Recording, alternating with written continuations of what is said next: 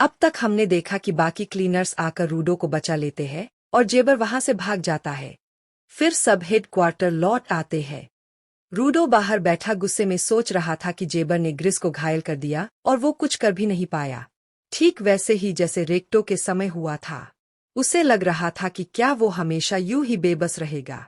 Engine उसे समझाता है कि ग्रिस ने सबको बचाने के लिए अपनी जान दांव पर लगाई और उसने रूडो को इसलिए बचाया क्योंकि वो उसे साथी मानता है, न कि ऊपर से आया कोई स्पेराइट। फिर वो कहता है कि चलो अंदर चलकर ग्रिस से मिल लो। रूडो अंदर जाकर हैरान रह जाता है क्योंकि ग्रिस तो आराम से बैठा था जैसे कुछ हुआ ही न हो। ऊपर से वो रूडो को उसकी पावर अवेकन होने की बधाई भी देता है। रूडो हैरान था कि ये अभी तक जिंदा कैसे है। इंजन हंसी उड़ाते हुए कहता है कि तुम्हारा मूड इसलिए खराब था कि तुम्हें लगा ग्रिस मर गया। रूडो गुस्से में बोलता है कि जेबर ने अपना पंजा उसकी छाती में घुसा दिया था तो मुझे तो यही लगेगा ना कि अब इसकी खैर नहीं। ग्रिस बताता है कि यहाँ की मेडिकल टीम, खासकर एशा, जिसकी हीलिंग पावर है, उसी की वजह से वो बच पाया। ग्रिस उसका शुक्रिया करता है और फोलो का भी, जो हमेशा साथ रहा। फिर वो रूडो और जका की तारीफ करता है कि उन्होंने अच्छा काम किया। साथ ही कहता है कि तालिस्मान के बारे में ज्यादा मत सोचो, वो तुम्हारे काम आया यही काफी है। रूडो को भी अच्छा लगता है कि ग्रिस जिंदा है। इंजन अब बताता है कि रेडर्स भी उनसे पंगा लेने लगे हैं। मतलब आगे हमें ट्रैश मॉन्स्टर्स के साथ साथ उनसे भी लड़ना पड़ेगा। तभी एक क्लीनर आकर बताता है कि एक रेडर बॉर्डर की बात कर रहा था, यानी वो लोग स्पेयर के बारे में जानकारी जुटा रहे हैं। रूडो पूछता है कि अब ये बॉस कौन है, तो इंजन कहता है यही सामने खड़ा आदमी। रूडो हैरान रह जाता है। वो अपना नाम बताता है, कौरवस। कौरवस कहता है कि उसे पता था रूडो यहाँ सिर्फ ऊपर जाने की जानकारी लेने आया था और ऐसे लोगों को क्लीनर्स में नहीं रखा जाता। लेकिन अब वो बदल चुका है, लोगों के लिए अपनी जान दांव पर लगाता है और उसकी पावर भी काफी अलग है। इसी वजह से वो उसे क्लीनर्स में शामिल कर लेता है और अपने ऑफिस बुलाता है, जहां उसके लिए नई यूनिफॉर्म और कुछ खास इन्फॉर्मेशन है। वो बताता है कि स्पेयर और ग्राउंड के बीच की लाइन को बॉर्डर कहते हैं। कहा जाता है कि जो भी बॉर्डर पार करता है, जिंदा नहीं बचता। फिर एक किस्सा सुनाता है कि एक औरत है जो नो मैनस लैंड में बॉर्डर के पास रहती है। एक बार उसने एक मुसाफिर की मदद की थी। जब मुसाफिर ने पूछा कि तुम यहाँ क्यों रहती हो, तो औरत ने कहा कि वो ऊपर से गिरने वाले लोगों को देखती है। उसने कई लोगों को आते जाते देखा है, यहाँ तक कि कुछ लोग ऊपर वापस भी गए हैं। रूडो सोचता है कि अगर उसे उन लोगों में से कोई मिल जाए तो वो उसे ऊपर जाने का रास्ता बता देगा। कौरवस कहता है कि वैसे तुम खुद भी जिंदा कैसे बचे ये रहस्य है। सफर खतरनाक होगा, लेकिन तुम सच में जाना चाहते हो। रूडो जवाब देता है, हाँ, मैं जरूर जाऊंगा। तभी इंजन आता है और कहता है कि क्लीनर वाली यूनिफॉर्म उस पर काफी सूट कर रही है। इसके बाद जका का सीन आता है, जहां वो किसी चीज से बहुत डरा हुआ है। फिर कहानी 6 घंटे पीछे लौटती है। फोलो रूडो को मना कर रहा था कि उस औरत को ढूंढने मत जाओ, लेकिन रूडो उसकी नहीं सुनता क्योंकि ऊपर जाने का यही रास्ता है। इंजन समझाता है कि नो मैनस लैंड के बीच जाना बहुत खतरनाक है, वहां अकेले गए तो एक दिन में मर जाओगे। और अभी तुम्हें अपनी पावर की लिमिट या कमजोरी का भी पता नहीं है। रूडो पूछता है कि क्या वो उसके साथ चलेगा।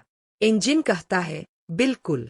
क्लीनर्स सिर्फ ट्रैश बीच से लड़ते ही नहीं, बल्कि रिसर्च भी करते हैं, जिससे वहां फायदा होगा। और हाँ, रेडर्स का भी ध्यान रखना होगा। रूडो पूछता है कि ऐसे लोग गिवर कैसे बन गए। इंजन बताता है कि हर कोई दिल से अच्छा नहीं होता और हर कोई अपने ऑब्जेक्ट का ध्यान भी नहीं रखता। कुछ लोग अच्छे होते हैं लेकिन लापरवाह, कुछ बुरे होते हैं लेकिन चीजों का ख्याल रखते हैं। असल में गिवर बनने का अच्छे बुरे से कोई लेना देना नहीं है। कुछ लोग गिवर्स को अच्छा नहीं मानते और उन्हें कोडिपेंडेंट कहते हैं, क्योंकि एक ही चीज से इतना लगाव बाहर वालों को अजीब लगता है। रूडो मन में सोचता है कि उसे लगता था बुरे लोग कभी अपनी चीजों का ख्याल नहीं रखते, लेकिन वो गलत था। एनज बोलता है कि आज तुम्हें आराम करना चाहिए क्योंकि पिछले कुछ दिनों से तुम काफी भागदौड़ कर रहे हो। रूडो अपने कमरे में चला जाता है, लेकिन तभी रियो आती है और कहती है, चलो तुम्हें पूरा हेडक्वार्टर्स घुमाती हूँ। वो उसे ट्रेनिंग रूम दिखाती है, फिर डाइनिंग हॉल और टॉयलेट। उसके बाद वो पूछती है, ऊपर की लाइफ कैसी थी। रूडो बताता है, मैं रेक्टो के साथ घूमता था, कचरा बीनता था और लोगों से गालियां खाता था। रियो हंसकर बोलती है, गालियां तो तुम्हें यहाँ भी पड़ेंगी। फिर वो पूछती है, खाते क्या थे? रूडो कहता है, बस ब्रेड और सूप। रियो पूछती है, और मिठाई? तो रूडो बताता है, मिठाई तो बस अमीर लोग ही खाते थे। रियो कहती है, हमारे पास भी मिठाई है, खाना चाहोगे? वो उसे कैफे एरिया ले जाती है और बताती है कि यहाँ वेंडर है जिनसे लोग खाना खरीदते हैं। वहाँ इंजन भी बैठा था। रियो उसे बताती है कि रूडो ने कभी मिठाई नहीं खाई। इंजन कहता है, ऊपर का पता नहीं, लेकिन यहाँ मिठाई बहुत फेमस है, कहीं तुम्हें लत न लग जाए। रूडो मिठाई देखकर हैरान रह जाता है, ये तो अमीरों का खाना है, और वो भी इतना सारा। एन कहता है, यहाँ इतनी पॉल्यूशन है कि फसल उगाना मुश्किल है, लेकिन कुछ गिवर्स की पावर ही खाना बनाना है, इसी वजह से मिठाई की कमी नहीं है। रूडो मिठाई खाता है और उसे बहुत पसंद आती है। वो टूट पड़ता है बाकी मिठाइयों पर भी। इंजन उसे रोकता है, ज्यादा मत खा वरना मोटा हो जाएगा। तभी एक क्लीनर सा आता है और रूडो को घूरने लगता है। रूडो सोचता है शायद उसे मिठाई चाहिए, तो अनिच्छा से उसे एक लॉलीपॉप दे देता है। सा खाते खाते और मिठाई मांगता है, जिससे रूडो को अच्छा नहीं लगता। अब कहानी 6 घंटे आगे बढ़ती है। रियो और एनज बात कर रहे हैं कि रूडो ने मिठाई का पूरा भंडार खत्म कर दिया। जका वहां से गुजर रहा था, तभी दरवाजे से एक मोटा आदमी निकलता है। जका डर जाता है, ये कौन घुसपैठिया है? लेकिन वो तो रूडो ही था, जो मिठाई खाकर इतना मोटा हो गया था। इसके बाद रूडो की ट्रेनिंग शुरू होती है, लेकिन वो एक चाकू तक ट्रांसफॉर्म नहीं कर पाता। इंजन मजाक उड़ाते हुए कहता है, इतनी मिठाई खाकर अपनी पावर्स तो नहीं भूल गया? रियो कहती है, कम से कम अब ये चल तो पा रहा है। रूडो परेशान है कि उसकी पावर काम क्यों नहीं कर रही। जका समझ जाता है कि रूडो को टूटी फूटी चीजें सुधारने का शौक था और शायद उसकी पावर सिर्फ कचरे पर ही काम करती है। उसके सामने पुराना सामान लाकर रखा जाता है। रूडो उसमें से एक त्रिकोण उठाता है और तुरंत उसे हथियार में बदल देता है। सब चौंक जाते हैं। एनज जका की तारीफ करता है कि उसने सही सोचा और वो अच्छा ट्रेनर है। जका कहता है, अब एक से ज्यादा हथियार बनाने की कोशिश करो। रूडो और चीजें उठाकर ट्रांसफॉर्म कर देता है, लेकिन तभी उसकी नाक से खून निकल जाता है। यानी उसकी भी एक लिमिट है, वो एक साथ कई चीजें ट्रांसफॉर्म नहीं कर सकता। एनज समझाता है, किसी चीज का जितना ज्यादा ख्याल रखा जाता है, उसकी क्वालिटी उतनी ही बढ़ जाती है और पावरफुल बनती है। लेकिन यूजर का माइंड सेट और एक्सपीरियंस भी मायने रखता है। जका सोचता है, रूडो के ग्लव्स बचपन से उसके पास है, इसीलिए उनकी क्वालिटी बहुत हाई है और रूडो का शरीर इसे झेल नहीं पा रहा। रूडो पूछता है, मैं जो भी वेपन बनाता हूँ, वो आखिर में धूल बनकर क्यों खत्म हो जाते हैं?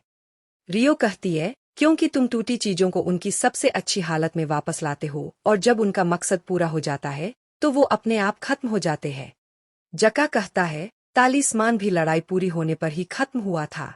एनज बोलता है, यही तुम्हारी पावर है, कचरे को भी काम की चीज बना देते हो, और जब उनका काम पूरा हो जाता है तो वो रिटायर हो जाते हैं। रियो पूछती है, जेबर ने कहा था तुम्हारे ग्लव्स किसी सीरीज का हिस्सा है, यानी किसी और के पास भी ऐसे ग्लव्स हो सकते हैं।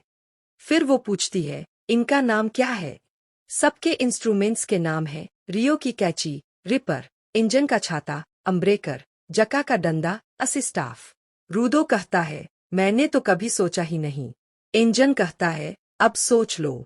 दूसरी तरफ हम रेडर्स को देखते हैं, जो अपने बॉस को बताते हैं, the cleaners, city of art, desert altar, vital instrument, the watchman series और रूडो। और एपिसोड यही खत्म हो जाता है। वीडियो अच्छा लगा हो तो लाइक और शेयर करना मत भूलना, सब्सक्राइब करके बेल आइकन जरूर दबाइए।